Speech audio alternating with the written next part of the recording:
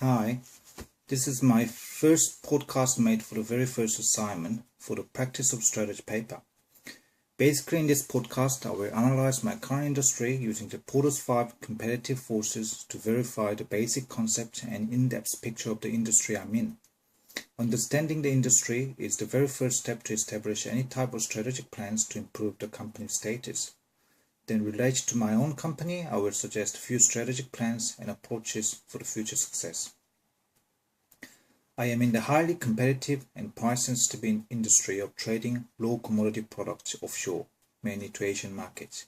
The main items that I trade are forestry-related products, logs and sawn lumber. As for the most commodity products, logs and lumbers are widely used as raw materials for various applications. The broader look of the forestry industry can be very capital intensive and mass in scale, but I'll only look at the specific part of the industry in trading perspectives. The main stakeholders of my business would be myself as an owner, manager, employer, employee, or the company itself, shareholders of the company, suppliers and buyers. The list can go on to outsourced contractors, family members, competitors and so on. But I try to be in different stakeholders' shoes and possibly different views when analyzing and placing strategic plans. Let's look at the 5 forces that shape industry competition. Number 1, the threat of entry. Like any other businesses, it requires some expertise knowledge on products, but these items are not sophisticated to learn. As complex it may sound, the trading process is very repetitive, periodic, sometimes weekly, monthly or even quarterly. The industry sectors in both supplies and markets are very finite and limited. Any kind of new entrant would threaten either or both reduction of supply and sales. The need to invest large financial resources can be influential on traditional buying and selling, but it's not necessity, especially when you're trading as an agent. Most of business relationships between suppliers and buyers could be quite personal level, accumulated from the experiences and reputation. But these relationships could also be vulnerable to any new entrant who can provide monetary benefits to either parties. There's almost no restrictions in terms of government policy as long as the basic legislations and proper exporting documents are provided. Although some markets, depending on specific countries, may have different restrictions on species they import, what chemical used for treatment, and additional import tariff. And these are quite straightforward code of practice to learn. And recent tendency of signing free trading agreement between major Asian economic countries would lower or remove the tariff completely. Therefore, I can say that barriers to entry are relatively low. Number 2, power of suppliers. New Zealand being one of the major forestry product exporting country, but it's not the only one. Canada, USA, Russia and Chile are among those main forestry product suppliers of the world.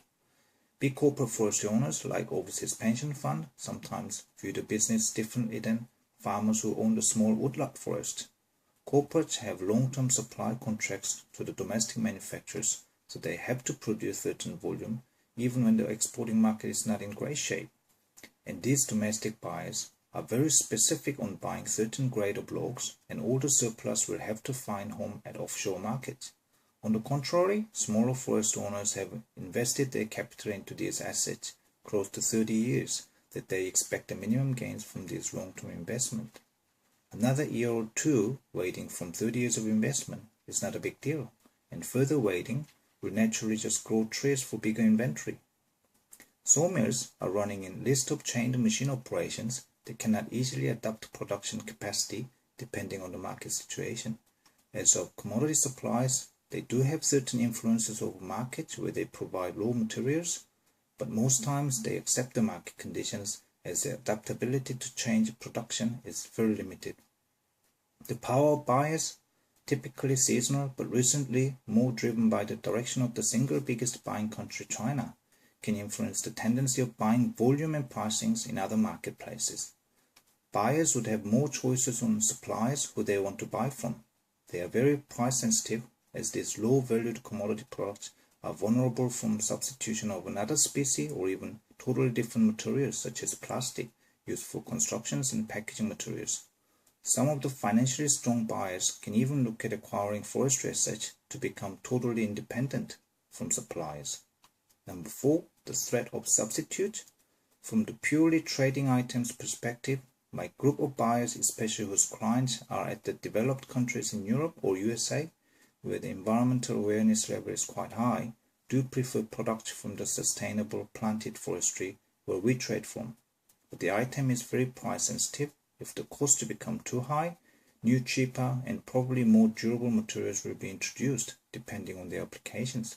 And when this happens, such market become extinct and almost impossible to turn it back. The trading side of the business can also be easily imitated with stronger financial support or sales forces. Some established suppliers and buyers try to bypass traders and commence direct business by cutting off those middlemen. Alibaba's site is another platform that supports these kind of direct approaches in the industry, thus threatening our existence. Number 5. Rivalry among existing competitors. The strong competition can be hurtful as all playing the zero-sum game. One party wins more market share, another one loses. The industry growth is slow, if not negative. Ground for trading between suppliers and buyers are getting smaller every day. Most competitors in the industry provide almost same or identical products to the market. There's no genius trees to conquer the market. On top of that, there are few but significantly severely influencing factors which are beyond our control in trading business, such as variance of foreign exchange rates and oil prices, which are affecting local purchasing costs and logistic costs domestically and internationally. Okay, 1. The threat of entry is relatively high. 2. The power of suppliers is mild, but 3. The power of buyers is moderately high. 4. The threat of substitute is fearful, and 5. The internal competition is so intense. The outlook of the industry does not look too bright, but I still believe there can be a good strategic approach to change my company's position in the industry and become a sustainably successful entity. The first step to implement good strategic plan is to realize what we do better than others. Our core competencies lie on the quick access in both suppliers and markets and being flexible on changes. My company runs in 2 streams of businesses. One is very traditional way of buying and selling. Another is to sell it on behalf of the supplier as an agent for a fixed commission based on selling volume. One usually creates more profit but needs to take risks of potentially losing when external factors go against the business, whereas the second type will bring the almost fixed margins at less risks taken but with no expandable growth. We run with small operating team, geographically separated locations, New Zealand and Korea. All key members are shareholders of the company and carrying on accountability.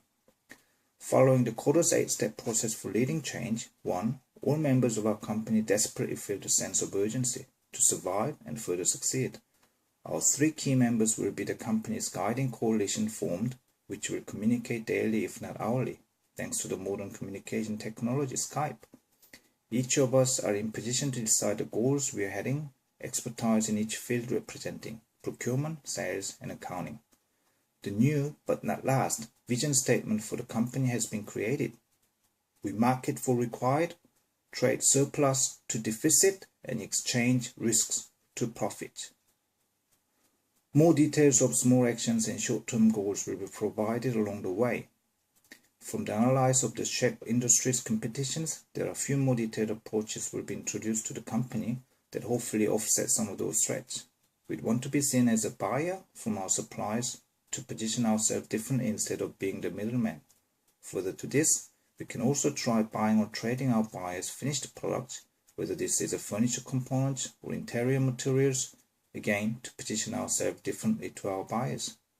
Applying our current trading business concept to the other supplying countries to secure alternative source of products and varieties that market always been demanding.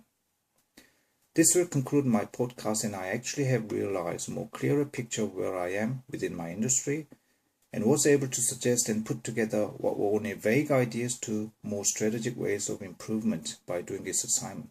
Thank you for watching. Cheerio.